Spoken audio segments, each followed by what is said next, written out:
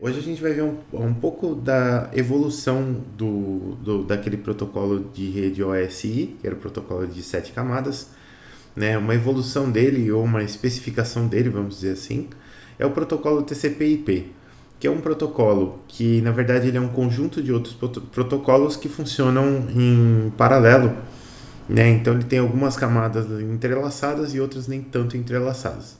Então, bora para o conteúdo. O que é o protocolo TCP/IP, pessoal? Esse protocolo ele foi desenvolvido pelo Departamento de Defesa dos Estados Unidos antes do protocolo OSI, que é o de 7 camadas, e ele foi desenvolvido na Europa pela ISO, né? Esse OSI aqui foi desenvolvido pela ISO na Europa e antes dele foi desenvolvido o TCP/IP pelo Departamento de Defesa dos Estados Unidos. No início era para ser uma rede militar, né, de comunicação, e depois acabou se tornando algo público. E ele possuía 4 camadas inicialmente, e depois passou para 5 camadas, o TCP/IP. Ele é o padrão global para a internet. Então, o que a gente está usando agora, nesse momento, para se comunicar é o TCP/IP. E o que acontece? A internet nos primórdios, isso aqui é cultura de bar, né? Quando você quiser impressionar alguém no bar, você está tomando uma, tem isso aqui, ó. A internet nos primórdios ela era conhecida como ARPANET, pois era um projeto da ARPA. ARPA é Advanced Research Projects Agency, né? Então é a agência de pesquisa em projetos avançados. Então ela era uma rede da ARPA. Por isso o modelo de comunicação dessa rede também é conhecido como modelo ARPA, né? Mas é mais conhecido como TCP/IP. Mas TCP e IP são dois protocolos, né, que estão dentro desse modelo aqui. Então, diferente da rede OSI, nem todas as camadas da TCP/IP precisam ser usadas, né? Além disso, a TCP/IP ela é definida como uma série de protocolos, enquanto a rede OSI define rigorosamente a função de cada camada. Então vocês vão ver que o TCP/IP ele não é tão bem organizado assim quanto a rede OSI, né? Pelo fato de você não ter tanta organização, a comunicação no TCP/IP ela é até um pouco mais simples, né? Porque você não precisa passar por tantas camadas, às vezes algumas camadas que em algumas aplicações você não precisaria passar mesmo, não faria muito sentido passar por aquela camada, né? Então na TCP/IP você não tem isso, né? Você tem algo um pouco mais desorganizado, assim, vocês vão ver, mas que funciona, né? Então, ó, a arquitetura do protocolo. O protocolo TCP/IP ele é basicamente uma arquitetura de 5 camadas, na qual a camada superior, TCP/IP, que é a camada de aplicação, corresponde às 3 camadas superiores do OSI, né? Então, a gente tem a aplicação, a apresentação e sessão do protocolo OSI, representando só a camada de aplicação do TCP/IP. Então, quais são as camadas do protocolo TCP/IP? A gente tem a camada mais alta lá, né, perto do usuário. A gente tem a camada de aplicação. A camada de aplicação ela especifica a metodologia de comunicação entre diferentes processos e aplicações residentes em diferentes anfitriões, que a gente chama de hosts, né? Então, o host da aplicação ele vai ser, no caso aí, o seu celular, o seu computador, ele vai ser um host, né? E essa camada aqui, a camada TCP/IP, ela vai especificar essa metodologia de comunicação entre esses processos que vão estar em diferentes anfitriões. Então, por exemplo, eu tenho aqui o meu Teams está no meu host, né, que é o meu computador, e eu estou mandando mensagem para uma aplicação no computador ou no celular de vocês, que é o Teams que está rodando aí no computador ou no celular de vocês. Abaixo da camada de aplicação, a gente tem a camada de transporte, que ela fornece a transferência de dados confiável de ponta a ponta. Então, a camada de transporte ela está logo abaixo da camada de aplicação. Depois a gente vai especificar mais, mas ela vai cuidar daquelas questões de verificação de erro, divisão da mensagem em pacotes, remontagem de pacote, ordenação de pacote, essas coisas, né? Depois a gente tem embaixo dela a camada de rede, que faz roteamento dos dados entre emissor e receptor através de uma ou mais redes conectadas por roteadores, né? Então aqui a gente já vai caindo um pouco mais próximo do físico, né? Que a gente está fazendo uma navegação entre estações intermediárias aí, entre servidores para conseguir transportar os pacotes de uma rede de um computador até o outro, né? E depois a gente tem a camada de data link que faz a interface lógica entre o sistema e uma rede, né? E aí, por último, a camada física, que é encarregada do meio da transmissão, esquema de codificação de sinal, taxa de transmissão, etc. Então, você tem lá o seu Wi-Fi, por exemplo, ou sua placa de rede, que vão mandar os sinais físicos mesmo, né? A placa de rede vai mandar o sinalzinho elétrico lá, e o seu Wi-Fi vai enviar onda eletromagnética, né? E receber também, nos dois casos. Então, você tem questões ali do meio de transmissão, de como que vai ser essa codificação de sinal, qual que vai ser a taxa de transmissão e tudo mais. Aí você tem a camada data link que faz essa interface lógica, né? Então na data link a gente vai ver a conexão de um endereço MAC com o outro e assim por diante, né? Da camada de rede a gente vai ver a conexão dos endereços IP e tudo mais. Vocês vão ver que funciona de uma maneira bem legal. Se bem que o IP fica aqui em cima, mas vocês vão ver que é bem legal. O protocolo TCP ele se chama Transmission Control Protocol, né? O protocolo de controle de transmissão. Ele reside na camada de transporte e garante a entrega dos dados ao processo correto. Então vai chegar os dados lá da camada de transporte para o TCP e ele vai entregar para o determinado processo, seja o seu navegador, seja o seu Teams, seja o seu cliente de e-mail, pode ser qualquer coisa, qualquer aplicação nesse sentido. A camada de rede, ela roteia os dados do emissor até o receptor utilizando os endereços de IP. No protocolo TCP/IP, diferentes protocolos estão disponíveis em diferentes camadas. Então, você vai ver aqui que a gente tem as camadas e dentro de cada camada a gente tem protocolo. Então, por exemplo, mais para frente vocês vão ver que existe um protocolo só para FTP.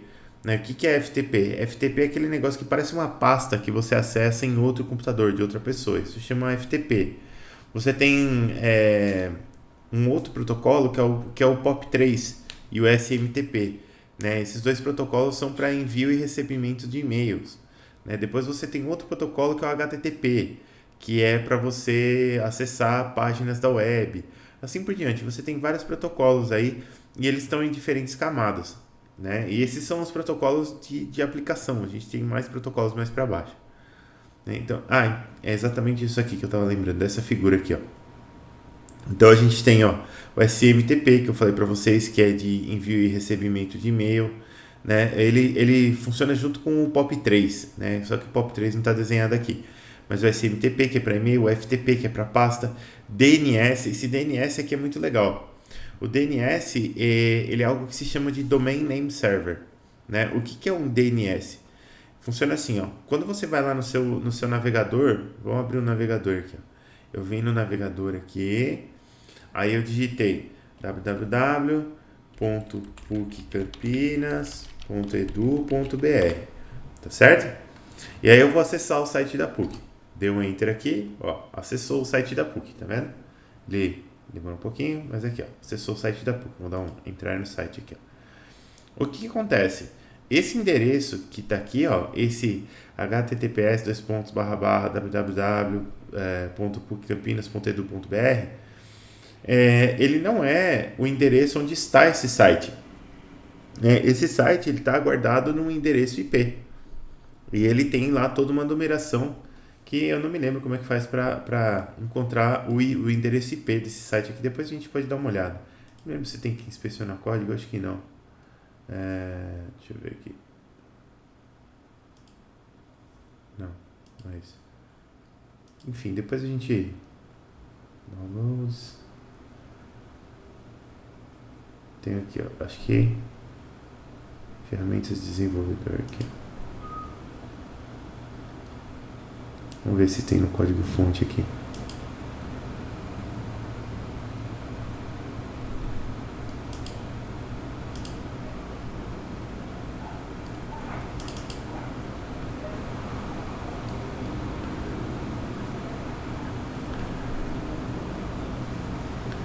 As coisas do Google Analytics aqui. Então, Olha os caras hackeando o site da PUC aqui, ó. Caramba. Mas não, acho que deve ter como a gente ver exatamente o endereço desse site aqui, mas eu não tô sabendo fazer. Tem várias coisas aqui. Ah, o index tá aqui, ó. Deixa eu ver se tem aqui em algum lugar.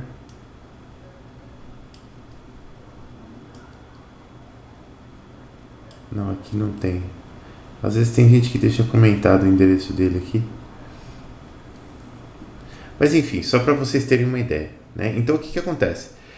Quando deixa eu fechar isso aqui.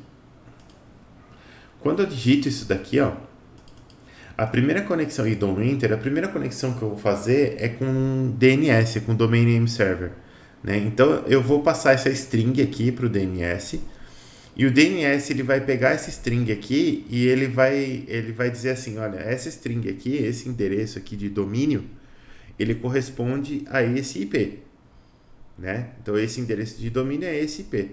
Então eu vou redirecionar você para esse IP, né? E esse IP vai ser o servidor lá da PUC onde tem esse site hospedado aqui, né? Não sei se é da PUC ou se está em algum outro lugar. Mas aí ele faz essa conexão entre você e o site através do DNS aí. Então é para isso que serve. Depois tem essa rede Telnet aqui, que eu não me lembro para que serve. O HTTP, que é para a gente acessar páginas, né? Que ele vai vir depois do DNS, nesse processo que eu acabei de mostrar para vocês. O SNMP, que eu não me lembro para que serve também. Beleza, essa daqui é a camada de aplicação. Repara que a camada de aplicação ela é análoga às camadas de aplicação, apresentação e sessão do protocolo ASI, né? Depois eu tenho aqui transporte, rede, data link e física, são iguais as camadas, só que aqui a gente tem outros protocolos aqui, né? Então na camada de transporte você tem o TCP, né? E na camada de rede você tem o IP. Lembra que eu falei que na rede você ia fazer a conexão com endereços IP, na data link a gente ia fazer a conexão com endereços MAC e na camada física a gente ia fazer realmente a troca de sinais físicos, né? Então IP, MAC, aliás, físico, MAC, IP. IP tá aqui, ó. E o protocolo TCP/IP ele ganha esse nome justamente porque ele vem desse trabalho extensivo aqui da conexão do protocolo TCP com o protocolo IP, né?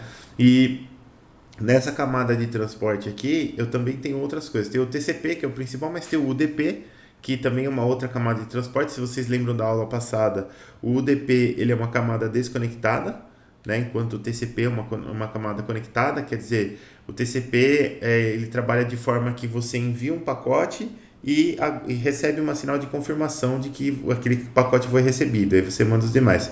A UDP não, a UDP ela só envia os pacotes e dane-se se o outro lado recebeu ou não. E aí tem outros protocolos mais particulares aqui que eu já também não vou lembrar exatamente para que serve, mas eventualmente a gente tem aqui na aula, né? Então tem alguns protocolozinhos aqui, ó. Esse SCTP provavelmente ele faz a conexão com esse CMP e GMP. E sei lá, não sei, a gente precisa realmente ver aqui. Falando sobre o protocolo TCP, que é o principal, pessoal.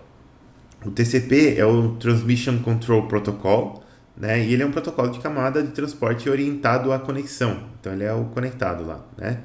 Dentre as vantagens estão entrega de dados confiável, controle para evitar congestionamento, supressão de dados duplicados, controle de fluxo.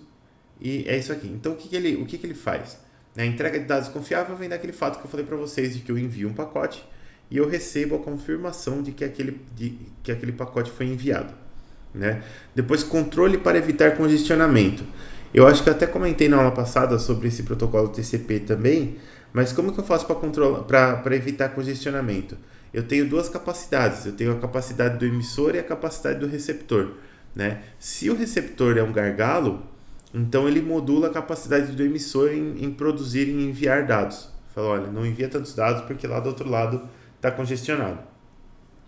Depois você tem a supressão de dados duplicados, né? Porque tem aquele negócio de que você pode ter uma falha no envio do pacote, né? Quando você enviou o pacote, não chegou, então não recebeu uma mensagem de confirmação, mas você pode ter uma falha no recebimento da mensagem de confirmação do pacote. Então você enviou o pacote chegou lá, o outro lado mandou a mensagem de confirmação para você e você não recebeu porque deu um erro no meio do caminho.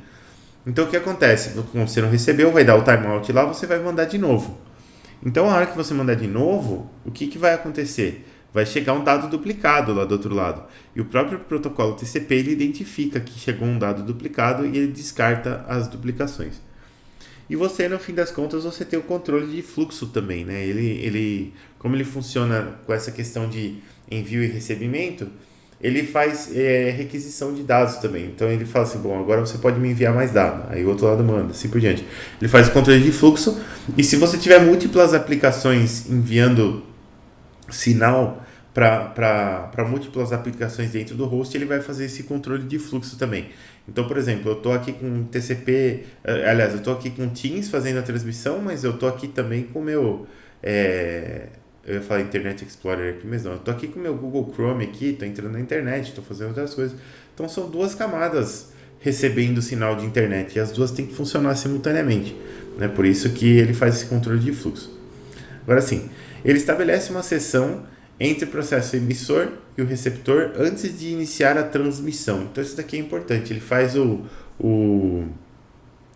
tem algumas aplicações que chamam isso daqui de shake hands, né? Que ele estabelece uma conexão antes de fazer a transmissão, né? Então você não tem uma transmissão a esmo, você tem primeiro a conexão e aí quando você tem a conexão aí o receptor vai ficar, entre aspas, em estado de ouvindo, né? Ele vai estar esperando a mensagem e o emissor vai enviar a mensagem. Então ele estabelece essa conexão antes da transmissão.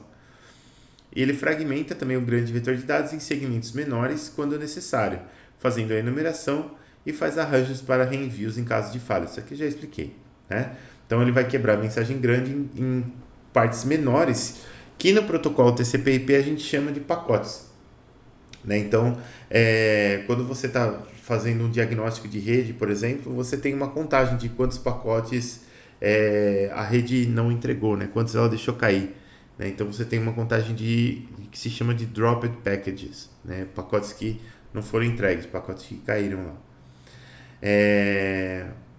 Esse protocolo, ainda o TCP, ele envia resposta de reconhecimento pelos dados recebidos, porque ele é um protocolo conectado. Mesmo que as informações sejam recebidas fora de ordem, o TCP é capaz de reordená-la corretamente, né? Porque os pacotes são enumerados, então ele não tem problema com isso. Todo segmento TCP possui um cabeçalho que contém toda a informação necessária para entrega e recuperação dos dados, né? Então, o que acontece? No segmento TCP você vai ter lá um cabeçalhozinho, e esse cabeçalho ele vai dizer qual é o tamanho dos seus dados. Ele vai dizer, normalmente ele tem o endereço do emissor, o endereço do receptor, tanto o endereço IP quanto a porta, né? Porque a porta está ligada à aplicação, a gente já vai falar um pouco mais sobre isso, mas ele tem os endereços tudo bonitinho, ele tem a parte de verificação de erros, ele tem a parte de enumeração, ele tem a parte de criptografia, se for um pacote criptografado. Então, assim, você vê que você tem mensagens aqui, ou partes desse cabeçalho, que elas são necessárias não só para entrega, né, que são endereços, mas também para recuperação dos dados, né? Então, tamanho, verificação de erros, codificação, essas coisas todas. Olha só, o cabeçalho de um pacote TCP aqui, ó. Você tem a porta fonte, né, da onde ele veio, a porta de destino, que é para onde ele vai. Me parece que o pacote todo tem TCP e IP. Aqui no TCP talvez o IP já ficou lá na camada de rede, vai ficar só o TCP aqui mesmo, mas vamos lá. A porta de origem, a porta de destino, cada uma tem 16 bits aqui, ó. Depois, então, ó, isso aqui vai se estender bastante. As portas de origem e destino, elas têm 16 bits cada uma. A primeira identifica o emissor e a segunda o receptor, o destinatário, né? O receptor, que é o destination host aqui, ele é identificado pelo seu endereço de IP. O processo nele é identificado por um número de porta. Então é isso que eu estava falando para vocês. Por exemplo, no meu computador, ele é identificado pelo IP. Com o IP você chega até no computador. Para chegar no processo que está dentro dele, você tem que dar uma porta. Deixa eu ver se eu consigo fazer uma coisa aqui. Deixa eu ver se eu consigo rodar um negócio aqui, ó. Tem um comandinho aqui, ipconfig /all. Vamos ver o que ele vai mostrar aqui pra mim. Aqui, ó. Aqui eu tenho as configurações de IP do meu computador, né? Mas aqui ele não tá mostrando nenhuma porta, é só IP mesmo. IPv4, IPv6. Aqui, ó. O meu tá aqui, ó. Só que aqui são IPs locais, né? Aqui eu não tenho o meu IP.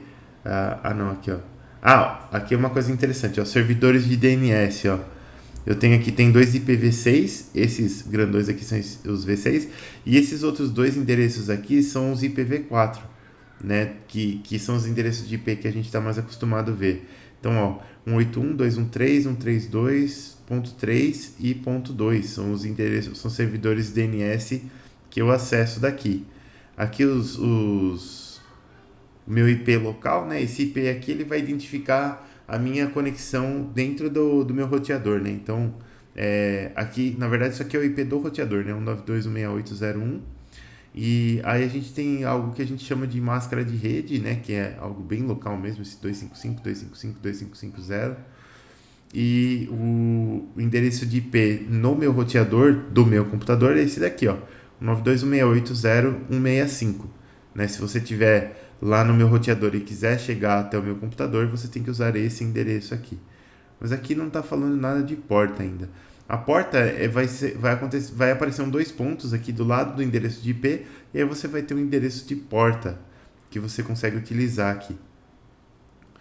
Bom, eu achei que ia ter aqui. Então, o receptor é esse daqui. Aqui, ó. E aí, se você tem a combinação do IP com a porta, você tem o socket, né? O socket é exatamente o endereço completo aí da sua aplicação. Depois você tem o número de sequência, que é um número de 32 bits, é um número bem grandão. No setup inicial, ele representa o ISN, que se chama Initial Sequence Number, que identifica o primeiro byte em um conjunto de dados, garantindo que os dados do lado do receptor serão ordenados corretamente, né? Então você tem, quando você quebra a mensagem, você tem sempre um número padrão, que vai ser o primeiro número aqui, desse número de sequência, e ele vai identificar exatamente o primeiro byte de dados aqui, né? Em que o conjunto de dados, garantindo que os dados do lado do receptor serão ordenados corretamente. Então, eu tenho lá, por exemplo, um vetor de 5 milhões de bytes, tá certo? Esse número de sequência aqui, ele vai falar, olha, o seu arquivo está no byte 3.897.012. Beleza. Então, ele vai pegar esse pacote aqui e vai começar a escrever esse pacote aonde? Exatamente nesse 3.897.012 aí. E vai continuar até o tamanho do pacote. Depois a gente tem esse acknowledgement number aqui, ó, que é um número de 32 bits também. Esse número aqui, ele é exatamente o número de sequência mais um do último pacote de dados recebido corretamente. Então, o que acontece? Toda vez que eu mando esse acknowledgement number aqui, eu também estou dando uma confirmação do último pacote de dados que eu recebi, né? O emissor, ele ativa um timer, e se não receber a confirmação de um determinado sequence number, ele vai refazer o reenvio. Essa daqui é a estratégia do timeout que eu falei para vocês, né? Então, o que vai acontecer? Eu vou enviar um pacote, beleza. O cara que recebeu, ele vai me mandar um outro pacote, né, que é um mesmo pacote desse, com um cabeçalho desse daqui, com um acknowledgement number, né? Se ele está dando uma resposta para o pacote que ele recebeu, ele vai mandar um pacotinho desse dizendo o seguinte, ó, se eu mandei, por exemplo, número de sequência 4, ele vai mandar aqui número de sequência 5 no acknowledgement number, para dizer que ele recebeu até o 4. Então é o sequence number mais um do último pacote de dados recebido corretamente. E aí, quem enviou lá o primeiro dado, ele fica esperando essa confirmação. Só que ele ativa um timer, né? Então, se esse timer aqui ele chegar à contagem final, se ele chegar ao 0, o emissor vai entender que esse pacote não chegou adequadamente lá e vai mandar de novo, tá? Depois eu tenho esse offset e esse reserved aqui, ó. O offset ele tem 4 bits e o reserved ele tem 6 bits. O offset ele indica onde os dados realmente começam nesse pacote aqui, ó, né? Porque esse cabeçalho ele pode ter um tamanho variável, né? Ele não é necessariamente fixo. E o reserved ele não é mais usado. Ele era utilizado no começo do TCP/IP e hoje ele não é mais utilizado. Ou espero que não. Depois você tem os bits de controle, que são mais 6 bits aqui. E aí você tem alguns flags aqui. Por exemplo, esse URG aqui indica que o cabeçalho contém o Urgent Pointer válido, né? Então ele é um ponteiro de urgência aqui, ó. E depois ele tem o ACK. O ACK ele indica que o cabeçalho possui um número de acknowledgement válido, né? Então esse número de acknowledgement aqui, quando você está dando uma resposta, né, dizendo que você recebeu um pacote, você tem que também acionar esse flag ACK aqui para você poder mandar. Senão o outro lado vai acabar não lendo.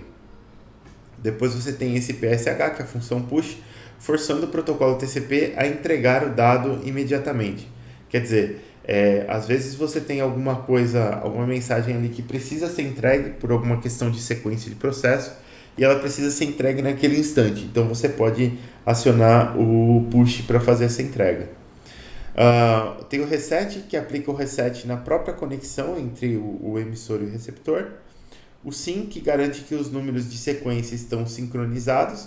Então, quando ele está sincronizado, vai ficar levantado para 1, esse flag SYN aqui. E o FIN, que indica que não há mais dados a serem enviados por parte do emissor.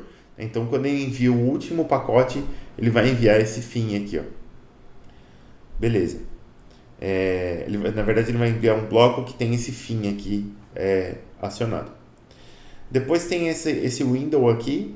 Esse window ele é uma palavra de 16 bits aqui e ele vai realizar o controle de fluxo, né? Então, isso aqui é uma estratégia para você fazer o direcionamento dos dados de maneira adequada lá para você mandar para uma aplicação, para outra aplicação e tudo mais. Tem o checksum, que realiza o controle de erros. Esse negócio de checksum aqui é muito bacana, pessoal. Eu quero ver se eu consigo preparar uma aula de checksum para vocês, porque é muito legal. Até eu vou, enquanto eu não consigo preparar essa aula, eu vou ver se eu acho um vídeo aqui sobre checksum. Será que era do Three Blue, One Brown checksum?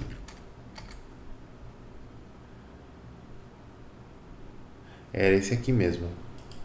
Esse vídeo aqui. Tem, lógico que tem umas propagandas do YouTube. Para nada, porque eu não quero. Aqui. Deixa eu ver. To flip that special bit to be a 1. É isso mesmo. Eu vou mandar esse aqui para vocês. Deixa eu ver se ele tem legendas aqui em português. Inglês desativado, inglês, só tem inglês mesmo, pessoal, infelizmente.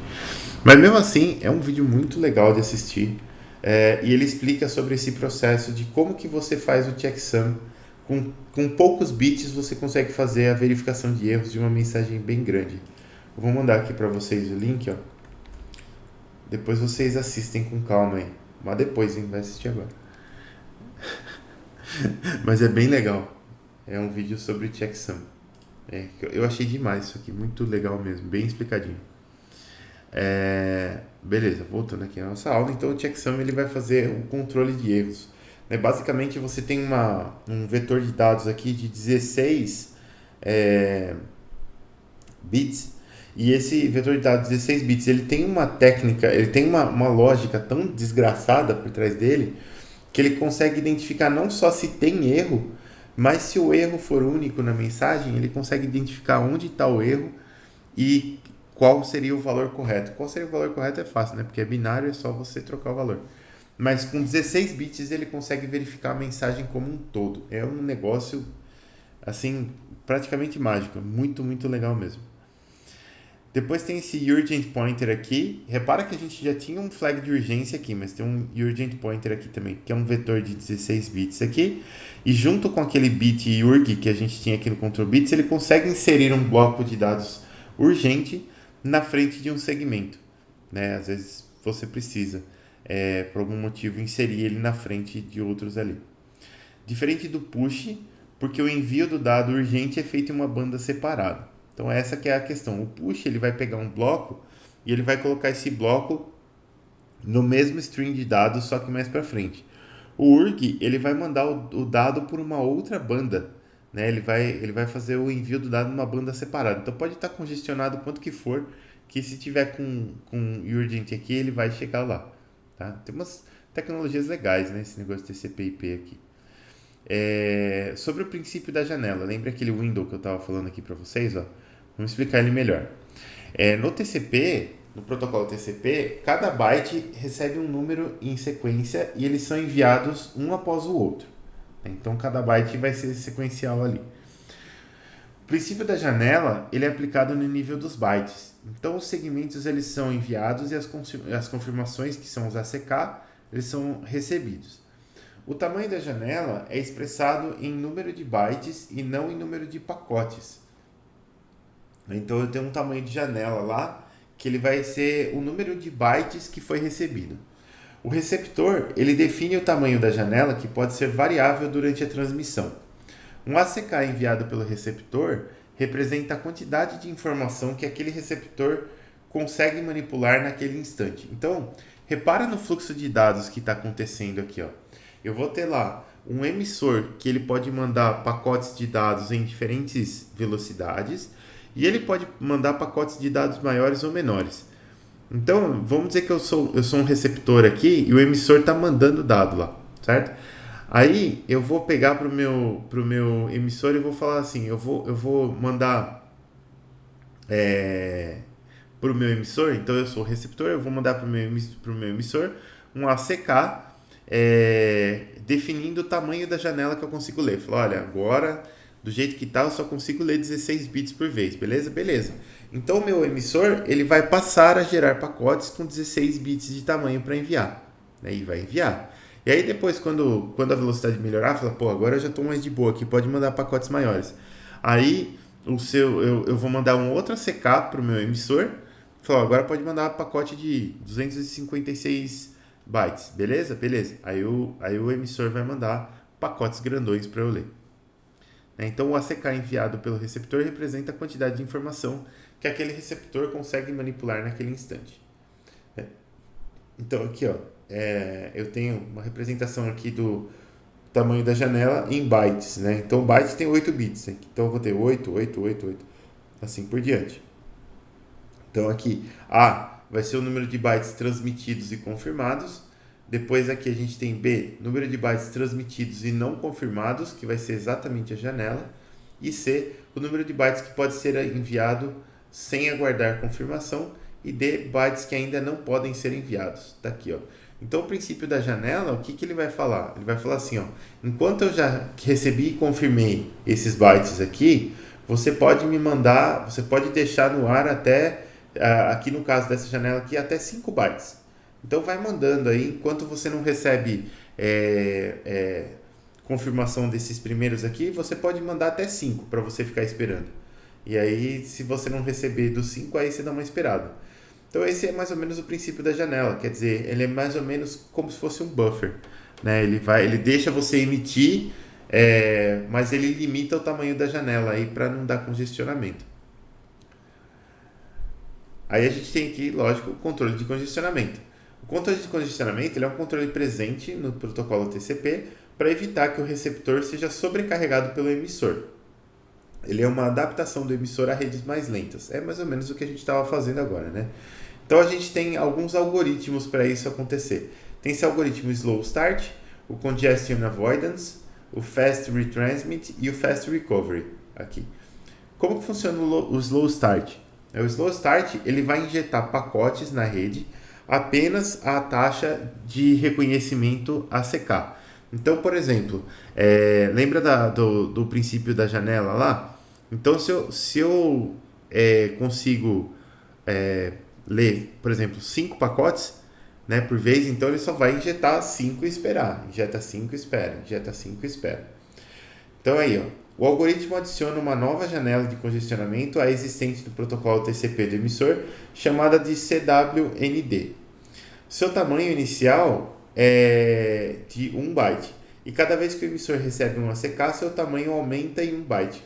O emissor ele tem a opção de enviar o valor mínimo de bytes imposto pela janela de congestionamento ou o valor de janela normal enviado pelo receptor. Então, esse slow start aqui ele vai fazer o quê? Ó? Falei para ele assim, ó, pode enviar até 5, beleza. Primeiro ele manda 1, depois ele manda 2, depois ele manda 3, depois ele manda 4, depois ele manda 5. Quando chegar no 5 ele para de aumentar. E assim por diante. Então, olha só, é isso que está dizendo aqui. Ó. O algoritmo adiciona uma nova janela de congestionamento existente no protocolo TCP do emissor, chamada de CWND. Seu tamanho inicial é de 1 byte. E cada vez que o emissor recebe um ACK, seu tamanho aumenta em 1 byte. Então, a janela ela começa em 1, depois ela vai para 2, depois ela vai para 3 e assim por diante. O emissor tem a opção de enviar o valor mínimo de bytes imposto pela janela de congestionamento ou o valor de janela normal enviado pelo receptor, né? Então, é por isso que ele fala aqui, ó, que tem uma nova janela, que é essa CWND aqui, ó, que é para você justamente, eu vou enviar, o número de bytes que eu vou enviar é o mínimo entre esse CWND como é que fala? E o tamanho da janela que o receptor pediu, né? Então, eu posso dar essa variada. Depois tem o Congestion Avoidance aqui, ó. Ele é baseado na premissa de que a perda de pacotes, que a gente chama de package loss ou package drop, tanto faz, devido a congestionamento, é muito pequena, né? Então, ele parte da premissa que se você perdeu pacotes é porque você teve falha na rede, não necessariamente porque você teve congestionamento, né? Então, o que ele fala? Ele fala que a perda de pacotes pode ser reconhecida por timeout na recepção do ACK, ou recepção de ACKs duplicados, né? Então, se eu receber um ACK duplicado, o que aconteceu? Aconteceu que provavelmente lá do outro lado foi recebido um pacote duplicado, né? Por isso que eu tenho o ACK duplicado. Ou se eu tiver um timeout na recepção do ACK, também pode ser que eu tive um drop aí no pacote, certo? Então, o que ele faz nesse Congestion Avoidance aqui? Ele implementa o Slow Start, o que se chama de Slow Start Threshold Size, né? Que é essa sigla aqui, SS Thresh aqui, paralelamente ao CWND. Então, o que ele faz aqui? Ó? Ele vai limitar esse valor da janela aqui paralelamente a esse CWND. Então, se ele fala assim, bom, o que acontece? Eu posso enviar 5 pacotes, beleza. Aí eu tenho o CWND que está permitindo enviar, sei lá, 3 pacotes nesse momento. Beleza. O que ele faz? Se eu tiver um problema na recepção de pacotes, ele vai diminuir o CWND. Ele fala, olha, volta, é como se eu tivesse um slow start começando de novo. Então volta, envia 4, envia 3, diminui a velocidade e depois se aumenta de novo. É mais ou menos isso que ele faz.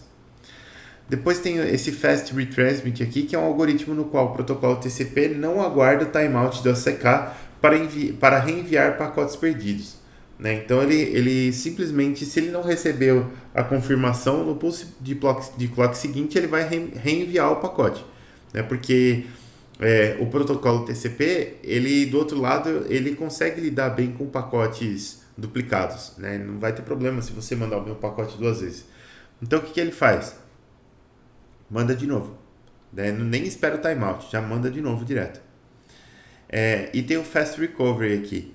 Esse Fast Recovery aqui, ele é realizado pelo Fast Retransmit, né? Então ele é utilizado para aumentar a taxa de dados quando o nível de congestionamento é moderado, particularmente para janelas grandes, né? Então, se eu tenho um nível de congestionamento moderado, o que ele vai fazer? Ele vai tentar aumentar a frequência de transmissão de dados aí. E se a janela é grande, você consegue aumentar isso daí quando o congestionamento está pequeno. Então, você pode mandar, por exemplo, blocos maiores. Beleza, então falamos bastante do TCP. Vamos para o UDP, pessoal. O UDP é esse User Datagram Protocol, aqui, ó, né? Ele é um protocolo desconectado, então ele não requer confirmação de recepção de pacote. Então você tem o cabeçalho dele, que é esse daqui, que tem a porta de origem, a porta de destino, o comprimento, o checksum e os dados aqui. É um cabeçalho bem mais simples, tem bem menos coisas, né? Ele não requer estabelecimento de conexão antes da transmissão de dados, né? Então, o que é esse protocolo aqui? Que eu sempre dou exemplo para vocês. É o famoso nome da rede, né? Então, repara aqui, ó, quando eu estou aqui no meu computador, eu vou procurar por uma rede, ó, eu vou abrir aqui, ó, beleza. Eu tenho essa rede aqui, a P126B2, que é a minha que é a minha rede aqui. Tem essa P126B2 5G, que é também aquela rede de Wi-Fi 5G que está aqui no meu roteador. Depois tem essas outras aqui, ó. Tem a P126B2.xt, que é uma extensão que eu coloquei no meu quarto. E aqui começa, ó, 2.4G Pacheco. Isso aqui é outra rede. Home Meneghetti é outra rede. Rede oculta é outra rede. O cara botou o nome da rede aqui de rede oculta. E aí o que acontece? Esses dados que eu estou recebendo aqui, ó, quem enviou esses dados nem sabe que eu estou recebendo esses dados aqui, ó, porque eles são enviados via UDP. Então esses dados ficam sendo transmitidos, né? Eu não preciso me conectar no modem da pessoa, no roteador da pessoa, para receber isso daqui. Eu simplesmente recebo essa informação do nome da rede aqui e acabou, né? Por quê? Porque ele está fazendo algo que a gente chama de broadcasting do sinal, né? Quando você faz broadcast, você fica enviando sem importar quem vai receber. E aí nesse destination port aqui tem um endereço que significa que todo mundo pode receber. Então você simplesmente recebe isso aqui, né? Voltando aqui, então ele não requer estabelecimento de conexão através da transmissão de dados, não garante a entrega dos pacotes também, né? Porque não tem conexão, né? Então você não consegue saber, né? Não tem confirmação de entrega de pacote, então você não consegue saber se o pacote chegou lá ou não. E ele é utilizado para broadcast, anúncios gerais de rede, etc, né? Então você usa o UDP para isso. E tem sua utilidade, né? E porque ele é um pacote, como ele não tem confirmações nem nada, ele é um pacote muito rápido, né? E ele sobrecarrega bem pouco as coisas, por isso que ele é bacana de utilizar. Agora vamos para o protocolo IP. A gente já falou do TCP, do UDP, agora a gente vai para o IP, que é o Internet Protocol, né? Olha só que bacanoso. O IP ele é um protocolo desconectado e não confiável. Olha só que coisa doida. Ele é desconectado, pessoal. E aí todo mundo já fica assim, caramba, então o IP ele não garante a entrega dos dados. Ele não fica confirmando se o dado foi enviado. Não, ele não confirma realmente. Por que ele não confirma? Porque você já tem essa proteção lá no TCP. No TCP você tem essa confirmação se o dado foi enviado e recebido. Então no IP você não precisa ter de novo, né? Se você voltar aqui, ó, lá no começo, aqui, ó, o TCP ele já fica verificando se o dado foi enviado ou recebido. Então o IP não vai fazer isso de novo, né? Você só tem essa confirmação aqui em cima, tá? Aqui, vamos lá de novo. Aqui, IP. Então ele é desconectado e não confiável, né? É esquisito falar que um protocolo de internet é desconectado, mas ele é, né? Ele não tem questão de confirmação de recebimento de pacotes. Então ele não garante a entrega dos pacotes. Os pacotes podem chegar fora de ordem e ser duplicados. As camadas mais altas do protocolo devem resolver essas questões. É legal porque é uma atribuição realmente como é que se chama? De responsabilidade, né? Você deixa isso para a camada lá em cima. Na minha cabeça, eu achava melhor deixar isso para uma camada mais baixa, né? Mas, enfim, talvez eu não seja a melhor pessoa para fazer isso. Ele é desconectado para minimizar a dependência de centros de computação com redes hierárquicas orientadas à conexão, né? Então, isso daqui, ele faz com que você precise de um poder computacional menor para você poder enviar a mensagem, né? Por isso que o TCP lá em cima ele faz essa verificação, porque provavelmente lá você tem um poder computacional maior para fazer isso. Se eu tivesse que fazer essa verificação de um roteador para o outro, por exemplo, já ia precisar de mais poder computacional entre dois roteadores. Isso seria mais complicado. Então você acaba deixando os servidores aí um pouco menos sobrecarregados. Sobre a questão do endereçamento IP, pessoal. O endereçamento IP ele é utilizado para identificar um dispositivo na internet, né, que o dispositivo é o host, como eu já falei para vocês, e por isso cada dispositivo conectado é atribuído a um endereço IP. Beleza. O host ele pode estar conectado a múltiplas redes e por isso ele deve ter um endereço IP para cada interface de rede. Por isso que eu mostrei para vocês que o meu endereço IP lá é 192.168.0.165. É o IP do meu computador, basicamente. Né? Mas ele é o IP do meu computador nessa interface de rede que eu estou, que é na minha rede aqui da minha casa. Né? Depois, se eu for para uma outra interface de rede, que é a rede, por exemplo, que está conectada no servidor de internet do meu prédio, por exemplo, provavelmente eu vou ter um outro endereço de IP nessa rede, e assim por diante. O endereço de IP ele é um número de 32 bits, sem sinal e binário, e expresso em um formato decimal com pontos que possuem um número da rede e um número do host. Né? Então, olha só, número de 32 bits, sem sinal, binário, né? Ele está num formato decimal com pontos e possui o número da rede e o número do host. Eles são octetos, né? Então eles vão de 0.0.0.0 a 2.255.255.255.255, né? Um exemplo aqui bem prático é 192.168.0.1. Então, porque são 32 bits, né? E como que está esse formato aqui, ó? Eu separo esses 32 bits em 4 conjuntos de 8 bits, né? Então, 8 bits vão me dar 256 combinações. Por isso que eu tenho um número aqui que é de 0 até 255, outro que é de 0 até 255, outro que é de 0 até 255 e outro que é de 0 até 255. Né?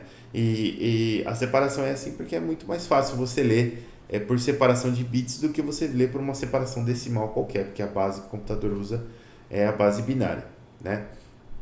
Então você vai ter esses 4 octetos aqui, e aqui é o endereção que todo mundo vai brincar em casa e vai encontrar o roteador de casa, é esse daqui, o 192.168.0.1. Né? Você vem aqui no seu coisa aqui, por exemplo, no seu navegador, e você digita lá o famoso 192.168, alguém digita um aqui, 0.1. E aí você vai entrar lá na página do seu roteador. Esse aqui é meu roteador da Claro, tá vendo? E aí você, beleza, consegue entrar aqui, consegue fazer. Coisas da vida, né? Depois, ainda sobre endereçamento IP. O número de rede ele é administrado por um dos 3 registros regionais de internet. Então você tem 3 registros regionais aqui. Você tem o American Registry for Internet Numbers, depois você tem o Réseau IP Européen e depois você tem o Asia Pacific Network Information Center. Né? Então você tem três, como se fossem 3 servidores grandões, e esses 3 servidores vão te dar o seu número de IP, e o número de IP ele é regional, tá? Então eu vou pegar um exemplo aqui, por exemplo, 128.3.7.8. 128.3 ele é o número da rede, né, ou NetID, e o 7.8 é o número do host, né, o host address aqui, que você tá acessando. Então você tem rede nos 2 primeiros e host nos 2 últimos aqui. Lógico que para você ir navegando, né, entre as redes, você, por exemplo, eu tenho que entrar nessa rede aqui. Aí depois, se eu tenho um IP específico, eu tenho que ir para outra rede, assim por diante, até você chegar na rede que você precisa. Datagrama IP, pessoal. Opa, peraí. Agora sim. Datagrama IP, pessoal. Datagrama IP ele é um pacote de dados trocado entre 2 hosts, né? Ele é como se fosse o pacote lá do TCP/IP, Só que ele é maior, né? Por isso que a gente chama ele de datagrama, porque ele tem informações do IP também. Lembra que o TCP/IP não, aliás, o pacote do TCP ele não tinha a informação do IP, ele só tinha a informação da porta, né? O datagrama do IP, ele tem que ter a mesma coisa, só que ele tem que ter também o IP do emissor e do receptor. Para que um datagrama, que é um pacote, seja enviado a um endereço IP, ele deve ser mapeado a um endereço físico, né? Então, ele tem que estar conectado a um MAC address lá físico, de uma rede física mesmo. Por exemplo, em uma LAN, o ARP, que é o Address Resolution Protocol, atribui o endereço de IP ao endereço físico MAC, né? Então, é para isso que serve aquele ARP que a gente tinha naquele diagrama lá das camadas lá do protocolo do TCP/IP. Então, o ARP ele serve exatamente para isso, para conectar o IP ao endereço físico MAC, né? Então, aqui na minha rede, por exemplo, ó, se eu executar aquele mesmo comando lá, ó, o cmd aqui, vamos ver se ele está salvo aqui. Não, ipconfig/o. Beleza. Se você pegar aqui, ó, além do endereço de IP, eu tenho um endereço físico aqui, ó, que é esse daqui, ó, que a gente chama de endereço MAC, né, o meu MAC address. E esse MAC address aqui, quem conecta esse MAC address aqui, ó, esse 89EB4675EBD, a esse endereço de IP aqui, ó, que é o meu endereço de IPv4, é justamente esse protocolo ARP. O ARP faz essa conexão entre esses dois aqui, ó. Então, quando eu chego lá na camada IP, que é uma parte da camada de rede, ele vai falar assim, olha, beleza, você tem que mandar para esse 192.168.065, então mandar para ele significa mandar para a camada MAC E89EB4675EBD. E aí ele faz a conversão e começa a cair mais para próximo da camada datalink e depois da camada física. Beleza, aqui. Continuando. Então aqui, beleza. Sobre endereços IP, a gente tem 5 classes de endereços IP, pessoal. Então olha só. A primeira é a classe A, que é um número extremamente grande de hosts, né? Então você pode ter um endereço que é 255.0.0.0.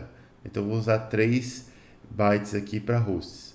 Depois classe B, número pequeno de hosts, né? Então 255.255.0.0. Número moderado de hosts, né? Então, aliás, o pequeno está assim, o moderado está assim. E multicasting e uso experimental.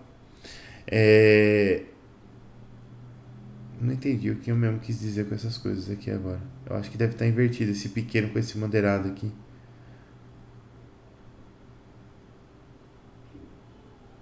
Eu acho que está invertido isso daqui. Depois a gente tem essas questões aqui de multicasting e o endereço de IP do tipo E para uso experimental, que realmente eu não sei. Deve ser aqueles negócios da área 51 dos Estados Unidos lá, que eu não sei o que é. Mas tudo bem. E esse multicasting aqui, eu não me lembro o que é também. Mas são algumas coisas obscuras aí do protocolo IP. Aqui, ó. Sobre entrega de dados no protocolo IP. Então você tem o unicast, que apenas esse modo pode ser utilizado com protocolos orientados à conexão, né? Então, se você vai passar por um protocolo orientado à conexão, você só vai fazer o unicast, né? Só um cara envia e só um cara recebe. O broadcast é aquela questão do DP que eu falei para vocês. Então, o broadcast alguém envia e inúmeros aqui recebem. O multicast, o que acontece? Alguém envia e nem todos recebem, né? Alguém envia e alguns recebem. E aqui o Ncast, eu tenho um envio, né? Mas aqui funciona mais como se fosse uma rede mesmo, né? Quer dizer, eu envio, mas eu tenho um destinatário certo, todo mundo recebe, mas só o destinatário aqui que pode ler a mensagem, né? Então o multicast ele exclui destinatários e o Ncast ele seleciona destinatários. Essa é a diferença entre os dois aqui. Ainda sobre IP. Aqui a gente tem o IPv4. Vou rodar de novo o negócio lá. Já está até aberto aqui. Ó. Lembra que eu falei para vocês que tinha uma questão de IPv4 e IPv6? Olha só, tá falando DHCP aqui, não sei o que. Sobre os IPs aqui, ó. Cadê? Aqui, ó. IPv4 tá aqui, né? E o meu IPv6 local está aqui, por exemplo. IPv6 temporário tá aqui. IPv6 total tá aqui, ó. Repara que ele é um endereço bem grandão. Tá vendo? Ele tem vários valores aqui, ó. Ele é bem grandão, ele é maior que o IP, né? Então, qual que é a diferença entre IPv4 e IPv6? O IPv4 é o IP versão 4, né? Ele ainda é o protocolo mais utilizado.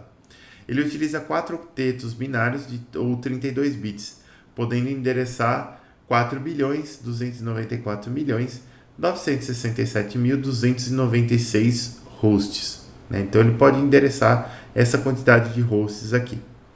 O tamanho de datagramas ele é limitado, né? Então, para Ethernet aqui, que seria conexão sem usar a internet, né? Conexão a cabo entre dois computadores, por exemplo, ele é de 1.500 bytes, né?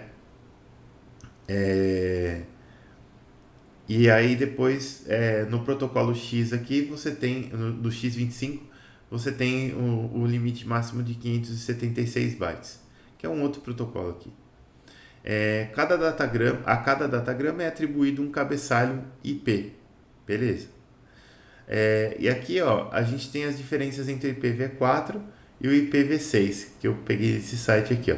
Então o IPv4 ele foi lançado em 81 e o IPv6 em 99. Aqui o IPv4 ele tem o endereço de 32 bits e o IPv6 128 bits. Beleza? O IPv4, o formato de endereço dele são essas 4 trincas aqui, né? De números decimais, né? Então eu tenho de 0 a 255 nos 4 aqui. O IPv6, ele tem uma formação hexadecimal. Hexadecimal são números que vão de 0 até F, né? Então são números que representam de 0 até 16. Eu já vou mostrar um negócio em hexa já para vocês, porque eu não sei se vocês estão familiarizados, mas tudo bem, né? Eu vou mostrar agora, vai. O hexadecimal, ele funciona assim, ó.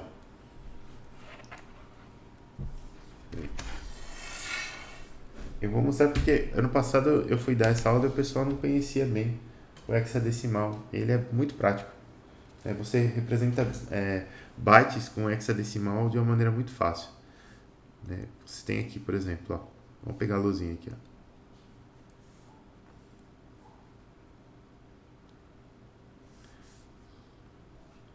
Vamos falar um pouquinho sobre hexadecimal.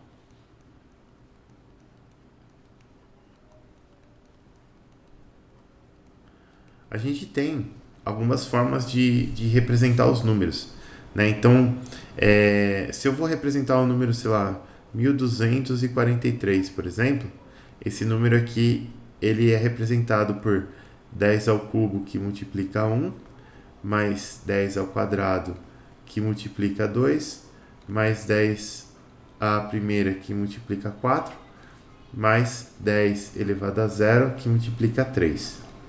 Certo? Isso daqui é a representação de um número na base 10, vocês já conhecem isso. Então, ela é a base 10 porque eu vou representar ele utilizando potências de 10 multiplicadas por números. Se as potências são potências de 10, os números aqui, ó, esse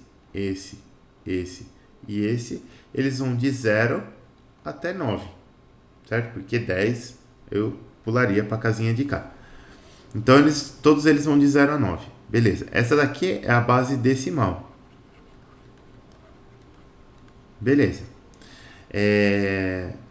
Eu posso pegar esse número aqui e representar ele em outras bases, né? Por exemplo, se eu for representar ele na base binária, por exemplo. Na base binária, eu vou precisar aqui de 2 a décima, que vai dar 1024. Depois 2 a nona, não. 2 a oitava, não. 2 a sétima, que é 256 aqui, eu vou precisar, né? Aliás, que é 128 aqui, eu vou precisar. Depois, deixa eu ver aqui. Isso aqui. Enfim, dá pra gente fazer assim que é mais fácil, quer ver? De fazer assim. Tô com preguiça de fazer a continha, mas vamos fazer a continha. Ó, 1243, certo? A gente vai simplesmente dividindo por 2 e pegando o resto aqui, ó. Então, se eu dividir por 2 esse aqui, certo? O que vai acontecer aqui, ó? O resto aqui vai ser 1. E aí eu vou ter 1242 dividido por 2 vai dar 621. Se eu dividir por 2, o resto é 1. 320, 160. Se eu dividir por 2, o resto é 1. Se eu, vai dar 8. Aliás, o resto é 0, né? Se eu dividir por 2, vai dar 80. O resto é 0. Se eu dividir por 2, vai dar 40. O resto é 0. Se eu dividir por 2, vai dar 20. O resto é 0. Se eu dividir por 2, vai dar 10. O resto é 0. Se eu dividir por 2, vai dar 5. O resto é 0. É que me confundi aqui, ó. 160 dá 0, 80 dá 0, 40 dá 0, 20 dá 0, 10 dá 0, 5. Dividido por 2 dá resto 1. Aí vai dar 4 dividido por 2 vai dar resto 0. Dividido por 1 aqui vai dar resto 1. Então tem 1, 2, 3, 4, 5, 6, 7, 8, 9, 10. Esse vai ser meu número aqui na base na base decimal, certo? Eu vou dividindo por 2, vou pegando o 0 aqui, beleza. Eu poderia representar em outras bases que eu quisesse representar aqui, também não teria problema nenhum. O que eu quero fazer aqui é mudar um pouco essas representações. Porque, por exemplo, se eu fosse representar isso aqui em binário, isso aqui dá um número grandão. Eu posso, quer ver, ó, só pra gente... Eu acho que essa calculadora faz isso. Eu não estou com certeza do que eu estou fazendo na mão. Então vamos pegar aqui científica programador. Aqui, ó, 1243. Beleza, tá aqui a minha representação que eu queria. Olha lá, eu tenho, ó, já tem até uma representação aqui que é hexadecimal, já mostro para vocês já. Então a representação binária é o quê? 0, 1, 0, 0. Mostra lá. 1, 1, 0, 1. Mostra lá de novo. 1, 0, 1. Beleza.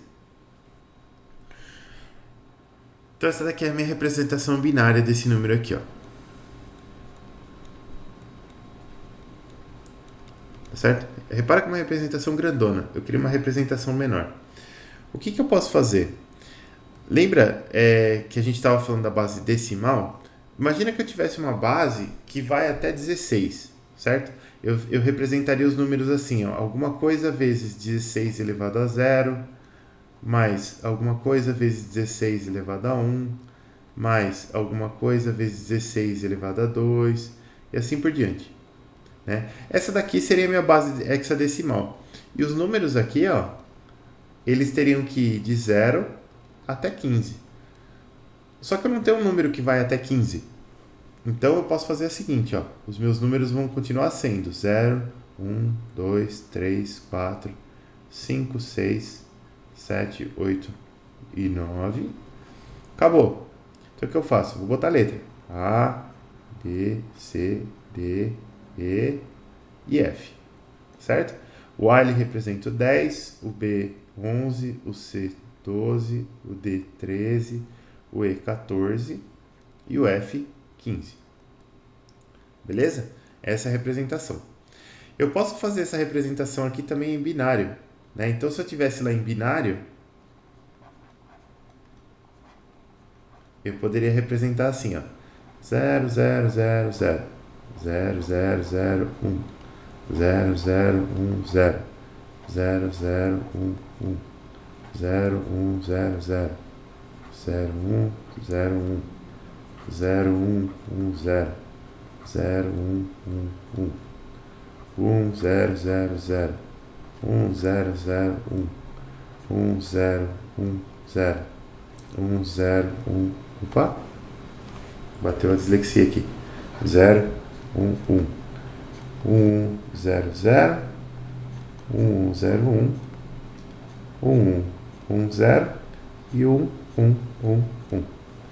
Então o que acontece? 0, 0, 0 aqui, ele vai ser no hexadecimal, ele vai ser o 0. Esse aqui vai ser o 1, esse aqui vai ser o 2, 3, 4, 5, 6, 7, 8, 9, 10, 11. Opa, errei aqui, né? 10 e 11 não tem.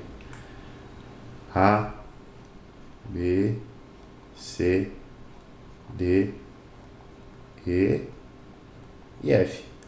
Então repara que cada binário, aqui ó, cada 4 binários aqui ó, são representados por uma letra do hexadecimal.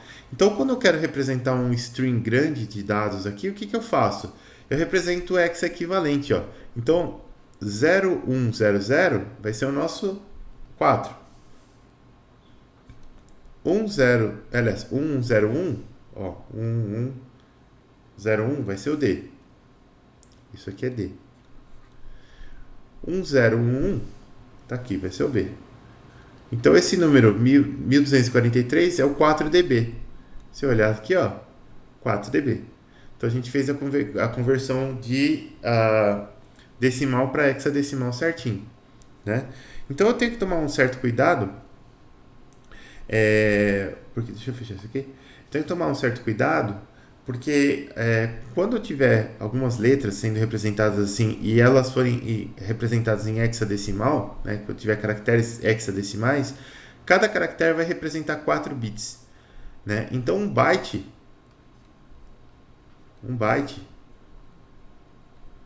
ele é sempre representado por 2 caracteres hexa, certo? Por isso que aqui no endereço MAC, por exemplo, ó, repara que são pares de caracteres hexadecimais aqui, ó. Por que são pares? Porque são bytes. Aqui eu tenho 6 bytes para representar esse endereço físico aqui, ó, tá? Então é mais ou menos isso. Então a hora que você olha aqui, ó, agora voltando para a nossa apresentação, a hora que você olha aqui, você vai ter aqui, ó, 2 bytes aqui, mais 2, 4, 6, 8, 10, 12, 14, 16 bytes, né? Aqui eu tenho 16 bytes. Então eu tenho 8 elevado a... Aliás, eu tenho 8 vezes 16 bits. 8 vezes 16 vai dar 128, que é esse número aqui, ó, 2 elevado a 128, número de endereços aqui, ó. Então essa representação hexa aqui é extremamente grande, tá? Então aqui eu tenho uma notação de prefixo, assim, aqui também tem essa notação de prefixo, que é para você dizer qual que é o endereço e qual que é a porta, beleza? E aqui depois eu tenho o número de endereços, né? Então eu tenho no IPv4 4 bilhões de endereços possíveis, o que para nossa rede é extremamente pouco, né? A gente, só de número de seres humanos, a gente já tem quase 8 bilhões, acho que está em 7,6, 7,7 bilhões de seres humanos na Terra, e já existe uma estimativa aí de que exista pelo menos 2 aparelhos celulares por cidadão no mundo. Então, imagina que a gente teria uns 15 bilhões de aparelhos celulares aí, só os celulares já dariam 4 vezes o que a gente consegue endereçar de IPv4, né? Lógico que não funciona bem assim, porque o IPv4 ele funciona dentro da rede, né? Ele não é global, né? Então você vai criando vários IPs aí para a mesma coisa, né? Você tem um IP local, depois você tem um IP em outro lugar, em outra rede, outra rede, outra rede. No IPv6 você tem endereços mais globais. Então, o número de endereços que você consegue criar com o IPv6, olha, eu não sei nem ler esse número aqui. Aqui a gente está na casa de mil, milhões, bilhões, trilhões, quadrilhões, quintilhões e tem mais, cara, 3, 6, 9, 12, 15, 18 casas para cima dos quintilhões, que eu já não sei ler isso daqui. É muito endereço mesmo. Então com o IPv6 você consegue endereçar bem mais coisas aqui. Eu não sei qual é o intuito do IPv6, eu não sei se eles querem fazer um endereço só que seja global para cada coisa, ou se vai continuar essa divisão por redes igual é no IPv4, mas eu sei que já tem algumas coisas que funcionam com o IPv6, né? Mas acaba tendo que funcionar com o IPv4 porque meio que tudo funciona com o IPv4 também, né? Então tem que funcionar. Beleza? Ah, tem mais aqui, ó. Sobre o cabeçalho do IP. Achei que tinha acabado. Vamos lá. Sobre o cabeçalho do protocolo IP aqui, ó. Você tem algumas coisas aqui no cabeçalho do protocolo IP. Então você tem esse ver aqui, esse VR, que são 4 bits, que indica a versão do protocolo IP que você está usando, se vai ser o V4 ou se vai ser o V6. Depois você tem o IHL, que é o Internet Header Length, que ele também tem 4 bits, e ele indica o comprimento do cabeçalho IP. Né? Dependendo desses 4 bits aqui, vai ser um comprimento diferente. Depois você tem o Type of Service, que é o TOS, que são mais 8 bits, que implementa a minimização de delay e custo monetário e maximização de que eles chamam de throughput e confiabilidade. Throughput é a sua taxa de entrega de dados, né? E o custo monetário é realmente o custo que você tem para entregar uma mensagem através do cabeçalho IP. Então a rede IP ela faz um roteamento, ela cuida do roteamento para que você entregue os dados sempre de maneira mais eficiente e mais barata. Depois tem o Total Length, que são 16 bits aqui, que determina o tamanho do diagrama, do datagrama aqui em bytes, né? Depois você tem um Identifier, mais 16 bits, que tem o número serial do datagrama, né? O que, parando para pensar, é meio esquisito, porque a rede é desconectada, então o número serial não faria muito sentido, mas tem um número serial aqui. Depois você tem 3 flags aqui, ó, né? Aliás, 3 flags, exatamente. São 3 bits. E desses 3, 2 são importantes. O primeiro é o DF, que é o Do Not Fragment, que é uma mensagem que não pode ser fragmentada. E depois é o MF, que é o More Fragments, né? Ou seja, a mensagem está fragmentada e ela vai ser seguida por mais fragmentos. O último fragmento possui MF igual a 0. Depois você tem um Fragment Offset, que está aqui, que tem mais 13 bits, né? Que se completar com esses 3 do flags aqui, são mais 16 aqui, ó. E ele diz qual a posição desse datagrama em um datagrama maior original, né? Então ele fala assim, ó, você pega o datagrama original, você anda tantos bits, né? E a partir desses tantos bits você pode começar a escrever esse datagrama aqui que chegou. Depois você tem o Time to Live, que é uma estratégia bem interessante também, que ele é o tempo que um datagrama não pode ser entregue, aliás, o tempo que um datagrama que não pôde ser entregue tem para ser destruído, né? Então se você tem o datagrama, você enviou, e aí o receptor não pôde receber, ele também tem um timeout. Se der um timeout nele, ele simplesmente é esquecido, ele é apagado, ele não fica lá congestionando as coisas para sempre. Isso aqui é justamente para evitar congestionamento. Protocolo, mais 8 bits, indica qual o próximo protocolo de alto nível presente no cabeçalho dos dados contidos no diagrama. Depois a gente tem esse checksum aqui, que ele vai fazer o controle de erros do cabeçalho, só do cabeçalho, ele não faz o controle de erros de todo. Depois eu tenho esses destinos aqui de endereço, né? Os endereços de destino, de fonte e de destino, né? 32 bits cada são os endereços IP, né? Eles representam os IPs do emissor e do receptor. Agora falando da conexão entre o TCP e o IP, né? Então olha só, o TCP e o IP está aqui, ó. Lembra o RP que eu falei para vocês, que faz a conexão do IP com o MAC address, que está aqui no host network, aqui na data link aqui, ó. Ele está aqui, ó. O protocolo TCP/IP ele possui a emissão de enviar uma mensagem de uma aplicação em uma porta sediada por um host em uma rede a outra aplicação em outra porta de outro host na mesma rede ou em redes distintas. O protocolo IP ele é implementado em todos os roteadores e sistemas FIM enquanto que o TCP é implementado apenas nos sistemas fim. Né? Então, olha que engraçado, você não tem todos os protocolos implementados em todas as máquinas. Máquinas intermediárias, elas podem ter só o protocolo IP, enquanto que as finais elas têm o TCP. Uma mensagem gerada em uma aplicação de uma porta de um host é entregue ao protocolo TCP, que gera os pacotes e os delega para os delega para entrega em outro host pelo protocolo IP. Por isso, o protocolo IP depende da informação das portas das aplicações. Então, aqui a gente vai ter o pacote aqui, né? Esse PDU aqui, Protocol Data Unit, é o pacote do protocolo. Vou ter os dados. Com os dados eu vou colocar o cabeçalho TCP, depois eu vou colocar o cabeçalho IP, depois eu vou colocar aqui o final, a terminação e o cabeçalho da rede. E aí eu começo a enviar pela rede, depois vou subindo nas camadas de volta. E aí, endereçamentos no TCP/IP. Né? Quando eu estou falando, por exemplo, de e-mail, URL, essas coisas, eu estou falando da camada de aplicação.